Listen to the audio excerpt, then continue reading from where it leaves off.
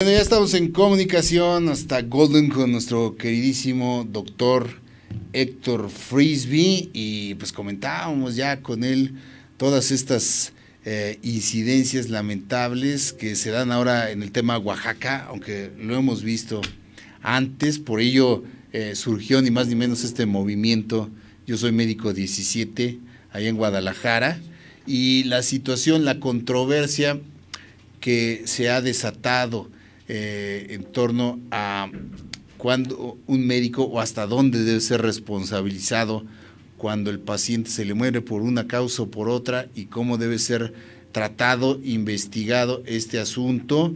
Y pues no podemos dejar pasar la oportunidad de tomar la opinión de nuestro doctor de cabecera, el doctor Héctor Frisby. Por aquí teníamos un dicho aquí entre periodistas que dicen: los periodistas hacen públicos sus errores cuando se equivoca y los médicos los entierran, ¿no? Es una frase aquí entre el gremio periodístico, pero sí, es verdad. Ahora también los médicos quedan en evidencia pública y a veces son mal juzgados, tanto por la opinión pública como por la misma tipificación de la ley, y por ello, pues, qué mejor que la opinión de un experto en esta materia como el doctor Frisby. ¿Cómo estás, mi querido Doc? Qué gusto saludarte. Muy bien, Jorge, muy buenos días a todos, un saludo muy cordial a todos desde acá. Y he estado observando el caso desde acá a la distancia, lo que sucedió en Oaxaca, y no es diferente a muchos casos que suceden todos los días en México y en todo el mundo, porque prácticamente, pues bueno, los médicos somos seres humanos y nos equivocamos, y a veces nuestros errores tienen un costo lamentable, pero vamos, en principio, pues no queremos equivocarnos.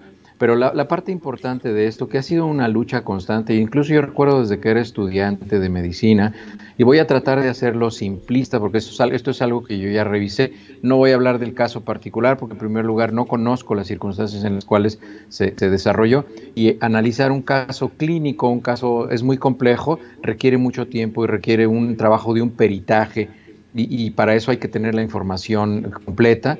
Y no puedo emitir ni siquiera una opinión de este caso en particular, pero de los problemas médico-legales hay un problema que es histórico en México, y la profesión médica es la única en la cual están los errores, lo que tú hagas mal está tipificado en el Código Penal. Es la única profesión en la cual, si tú haces mal, no hay un código de conducta que esté en un código civil o en un código administrativo, está en el Código Penal, porque los médicos, cuando nos equivocamos, cuando hacemos algo mal, o incluso como puede ser un caso de anafilaxis, que el paciente tiene una respuesta que se llama respuesta idiosincrática, porque nosotros no sabemos que la va a presentar, y el paciente tiene algún tipo de daño o de lesión o muere, esto tiene cabida en el Código Penal.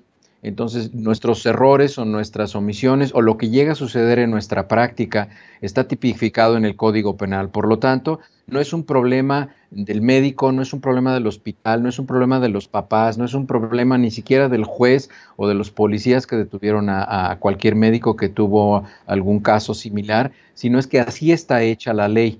Es por eso que durante mucho tiempo se ha luchado para que el acto médico sea analizado justamente por médicos, por un panel de expertos, y entonces sea considerado como un caso civil, un caso administrativo, porque en el mejor de los casos, el médico, lo que sucede es que tiene que pagar fianzas altísimas, es víctima del desprestigio y todo esto, pero el problema es que el médico ya va a tener antecedentes penales, porque ya estuvo en el contexto del Código Penal, porque nuestros actos, voy a tratar de ser simplista, como les decía, las lesiones en una persona, las lesiones que un individuo le causa a otro en México, están tipificados en tres grandes ramas o tres grandes grupos.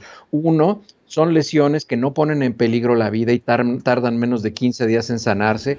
La segunda son lesiones que por su naturaleza ponen en riesgo la vida y tardan más de 15 días en sanarse. Y el tercero son actos que por su naturaleza causan la muerte de un individuo. Esos son los tres grandes grupos, pero se puede ir derivando, y desde luego un abogado penalista sabría más detallar cuáles son las partes finas de esto, pero en general es esto.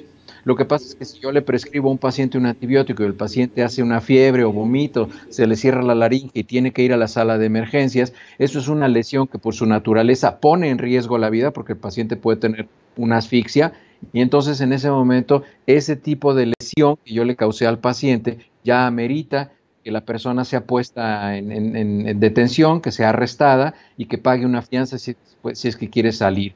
Entonces, ese es el problema de la profesión médica, ese es el verdadero problema, que no hay personas expertas, han sido abogados, han sido legisladores, han sido diputados, que como sabemos muchas veces son gente analfabeta pragmática, o sea, ni siquiera saben hablar ni escribir y están haciendo leyes que involucran un conocimiento profundo de un ejercicio científico que tiene riesgos por su naturaleza. Entonces es muy importante que se modifique la ley. No es tanto otro tipo de discusiones, es que se tiene que modificar la ley, porque si un médico es muy responsable, a consecuencia de su acto médico, el paciente sale lastimado, eso no significa que las cosas se hicieron mal. En medicina hay dos conceptos que son muy claros. Las cosas pueden salir bien en medicina aun cuando se hayan hecho mal, o las cosas pueden salir mal aun cuando todo se haya hecho bien. Pero esto es un concepto científico muy complejo que tiene unos detalles muy finos y tiene que ser plasmados en la ley. Y un caso médico legal no puede ser juzgado ni en los medios, ni puede ser juzgado en una banqueta, en una entrevista rápida. Tiene que ser juzgado desde el punto de vista científico, porque es un acto científico. Entonces, eso es lo único que yo podría aportar. Y yo lo que haría es que, bueno, esto lo único que nos hace ver es que es urgente que se modifique la ley, no nada más en Oaxaca, sino también que se modifique en todo el resto de los estados y que se haga una ley patrón, que se haga una ley modelo que se pueda aplicar a nivel nacional para que los pacientes tengan protección y para que los pacientes tengan seguridad cuando van a ser atendidos en una clínica y también que los profesionales de la salud puedan tener la certeza de que no van a ser castigados o que no van a ser presionados ni en su economía, ni en su integridad, ni en su libertad cuando lleven a cabo un acto médico. Así es, doctor. ¿En qué casos específicamente? Digo, sé que los casos son muy particulares, pero ¿cómo puede demostrarse una negligencia médica? Tácitamente, por ejemplo, aquí se habla del caso de que no se hicieron correctamente los estudios preoperatorios, algo que se argumenta de las horas de ayuno que debía requerir el niño. Bueno, eso es más responsabilidad de los padres, ¿no? Dar la información precisa al médico, porque el médico también tiene que confiar hasta cierto punto en lo que el paciente te dice, ¿no, doctor? O sea, si yo te puedo decir que tengo un ayuno de 8 horas y en realidad no es así, y mucha gente lo hace, ¿no? Sabemos que lo hace. Entonces, ¿cómo poder establecer ahí dónde entra la responsabilidad real del médico? Si no hay los estudios suficientes para previos a una cirugía o procedimientos que me imagino están muy establecidos para llevar a cabo cualquier tipo de intervención quirúrgica, doctor. Mira, Jorge, desde luego el acto médico, el acto de la atención médica, una parte muy importante es la obtención de la historia clínica del paciente y esa es una parte que incluso en el expediente se conoce como la parte subjetiva del expediente y es subjetiva porque nosotros le creemos al paciente. El acto médico es un acto de confianza y de respeto mutuo, bidireccional. Y muchas veces, desafortunadamente, los pacientes, como ya tienen una idea preconcebida de qué es lo que quieren obtener de ese acto médico, mienten o modifican la realidad, que es una mentira, para obtener lo que ellos quieren. Y el caso más sencillo es un paciente ya sabe qué es lo que tiene que decirle a un médico respecto a sus síntomas en una enfermedad respiratoria, de vías respiratorias altas, para que le dé antibiótico, porque el paciente quiere que le den antibiótico. Y si no se los prescriben, entonces los pacientes lo que hacen es que se enojan y hasta se quejan del médico y empiezan a decir que es déspota y que no los entiende y que nada más les dan acetaminofén y en fin. Entonces es muy importante, independientemente, como te digo, de los detalles particulares de este caso, de este niño, es muy importante que se entienda que es un acto de responsabilidad doble, tanto de los pacientes como del médico.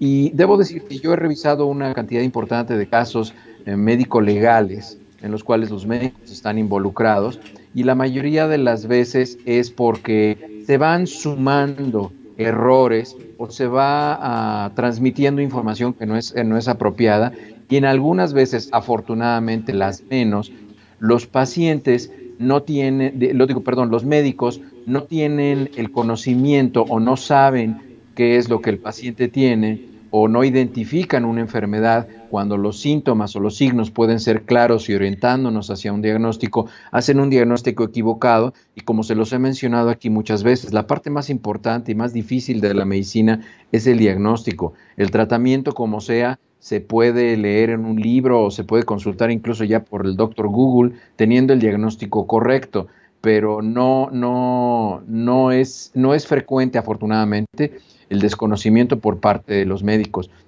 Yo no he conocido que los médicos, no he conocido un médico que por intención daña a un paciente. Lo que sí he conocido, bueno, lo que sí he venido en contacto, es gente que tiene problemas transicionales en su vida, un divorcio, un pleito, problemas económicos, cosas de este tipo, que los llevan a un estatus emocional, que los lleva a tomar malas decisiones, pero son malas decisiones en global en su vida, y dentro de esas, bueno, pues están las malas decisiones diagnósticas y terapéuticas para un paciente, pero tener la intención de lastimar a alguien, no lo he conocido, y yo supongo que es algo anecdótico, es lo más raro, afortunadamente. Así es.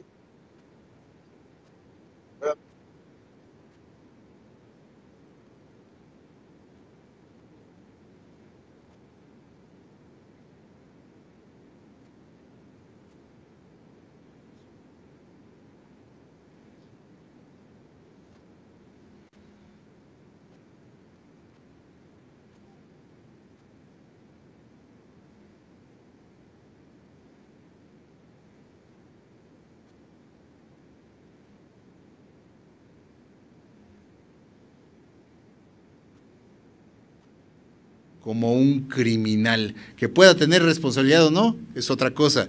Pero un delincuente, desde luego, que no lo es el doctor Luis Pérez, Luis Pérez Méndez, Luis Alberto Pérez. Estoy de acuerdo contigo, Jorge. Lo que sucede es que no es un caso particular, es todos los casos. El doctor está clasificado en el contexto de penal porque así está la ley. Lo que hay que modificar es la ley, porque no es que la familia la tenga contra el doctor o que sea algo personal. No es algo personal, así está hecha la ley. Y si se va a cumplir la ley, que es lo que todos queremos, que se cumpla la ley en el mundo, tenemos que modificar la ley porque la ley es injusta con los médicos, porque los médicos, el ejercicio de su profesión está considerado en el contexto penal. Ese es el problema. Y por eso es que el doctor está pasando por lo que está pasando, porque la ley está mal diseñada de origen. Es una negligencia el tener ese tipo de ley para el ejercicio de la profesión médica. La profesión médica tiene que ser entendida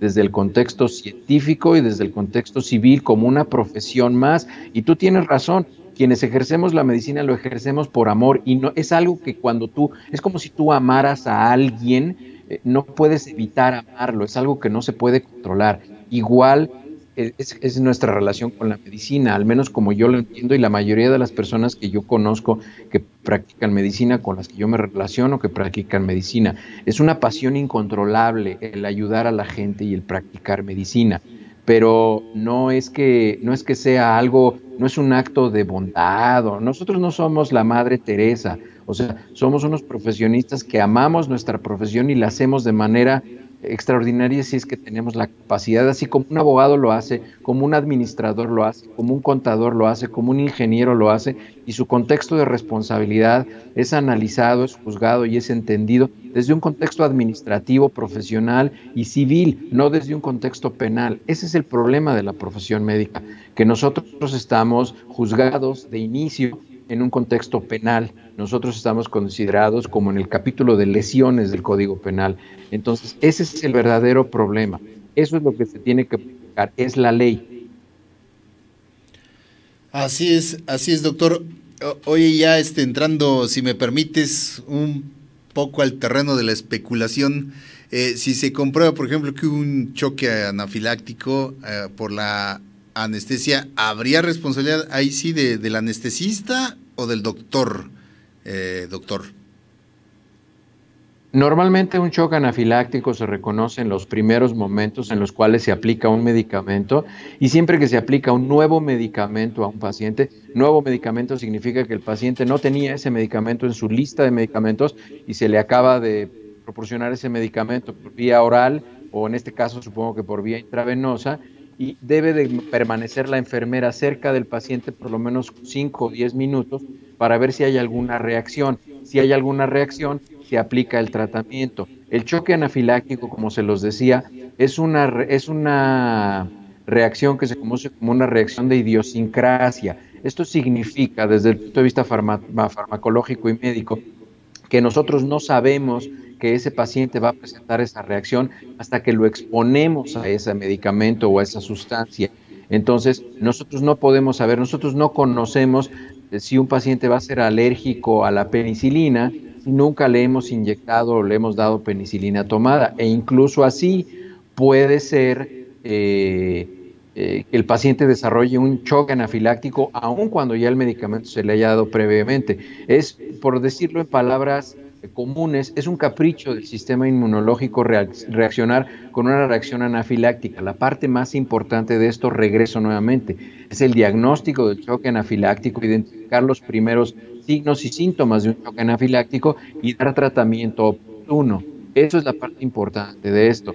Entonces, sin llegar a hablar nuevamente de este caso en particular, porque no conozco la circunstancia, no sé ni siquiera cuál sea el análisis del peritaje forense de este niño, no conozco las circunstancias, yo no sé, no podría saber si él presentó un choque anafiláctico o si tenía el estómago lleno de comida o si le dieron antes de comer, no lo sé, pero hablando específicamente del choque anafiláctico, eso es algo que no se puede prevenir y desde luego pues nunca tenemos la intención de que un paciente haga un choque anafiláctico porque no sabemos que se va a exponer a una sustancia que le va a causar esa reacción.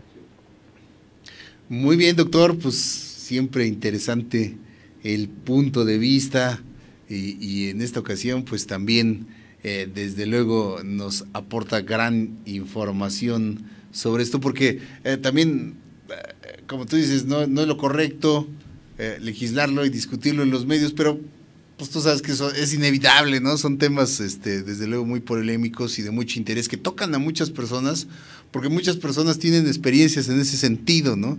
Muchas experiencias dicen tal familiar, tal ser querido murió por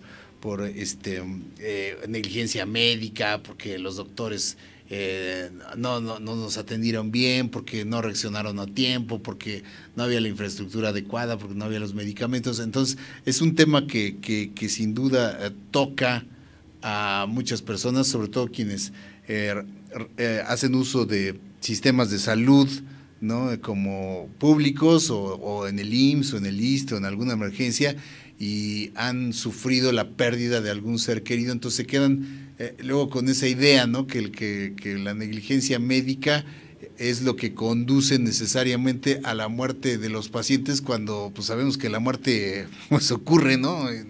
Y como dicen el mismo lema del Yo Soy Médico 17, no somos dioses, ¿no? Se hace lo que se puede en base a la ciencia, a los tratamientos, pero pues hay veces que no es posible salvar a un paciente y no es necesariamente derivado de una negligencia médica, doctor. Por eso es un tema muy sensible, ¿no? Así es, mira, Jorge, no es raro, desafortunadamente no es raro que los errores médicos que habitualmente son en la forma de omisión estén relacionados con muerte o con lesiones o con atención intrahospitalaria. Incluso aquí en Estados Unidos está reconocido que los errores médicos o las omisiones son la cuarta causa de muerte intrahospitalaria, o sea, no es tan poco frecuente. Entonces es muy importante identificar qué es lo que está sucediendo y desde luego que sí hay doctores, enfermeras, paramédicos que son profesionistas de alto riesgo y por eso hay que identificarlos si es que están teniendo vacíos educativos, vacíos de conocimiento y capacitarlos. Y hay que recordar desde el punto de vista administrativo, cuando una persona no está haciendo lo que debe de hacer, desde el punto de vista directivo. Lo que tenemos que hacer es identificar si pertenece a alguno de los tres grupos. El primero es que esa persona no tiene la capacidad mental o física para realizar la tarea que le estamos pidiendo, entonces le tenemos que asignar una tarea diferente. El segundo grupo es la gente que no tiene el conocimiento para realizar la tarea que nosotros esperamos que realice y esa persona la capacitamos. Y el tercer grupo es la gente que no quiere hacer lo que le estamos pidiendo. A esa gente la corremos, pero afortunadamente son los menos, pero siempre hay una solución para cuando no existe conocimiento, para cuando no existe capacidad, pero eso también tiene que ver tiene que ver con el liderazgo y con la dirección de las instituciones de salud, en la Cámara de Diputados, en la Secretaría de Salud.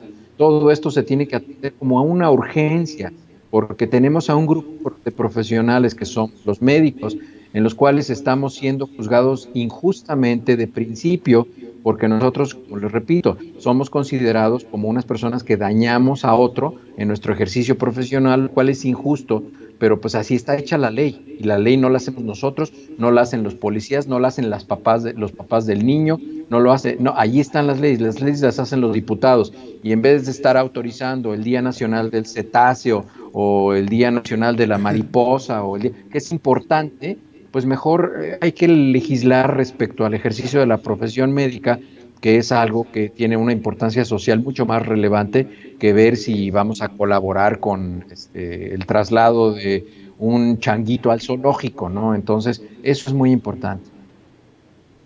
Oye, doctor, y digo, no digo que este sea el caso, pero hay también el elemento compensación económica de acuerdo a lo que se compruebe en responsabilidad del médico, es decir, puede mover muchas veces el interés económico de los deudos este tipo de demandas, es decir, ¿cómo opera? Lo digo con total desconocimiento, admito.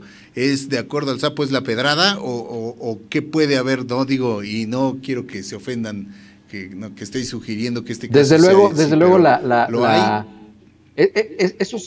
Eso se llama reparación del daño, Jorge, y existen dos tipos de reparación del daño. Uno es con el castigo corporal de la persona que cometió la lesión y el otro es la reparación económica de alguien que cometió un acto que lastimó a otro individuo. Eso existe y también existe en el acto médico y existe cuando hay responsabilidad legal en otras profesiones. Ese no es realmente un problema muy importante. Desde luego hay personas que yo supongo que son las menos que están interesadas en obtener dinero a partir de un maltrato médico o de un error médico. Hay quienes están interesados. Aquí en Estados Unidos eso ya tiene muchos años.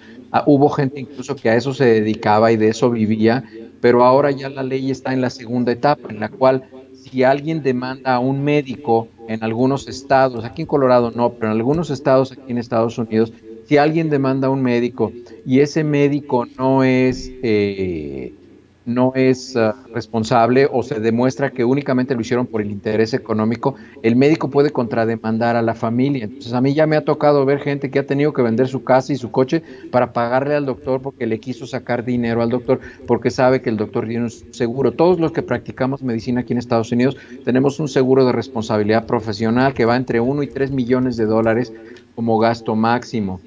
Entonces, lo que está sucediendo ahorita es que hay mucha gente que investiga cuánto es el monto máximo por el cual puede demandar a ese médico y ellos creen que pueden acceder a ese dinero. Ellos creen que ese dinero está ahí esperándolos, pero no es así. Pero sí legalizar y hacer muy complejo el sistema de práctica profesional es algo que es necesario en un contexto de leyes y se tienen que actualizar las leyes en México y los médicos tendrán en algún momento que tener algún grupo de profesionales que se dediquen a esto. En México, cuando yo digo sin querer que sea esto un comercial, pero probablemente sería interesante que se pusieran en contacto con ellos.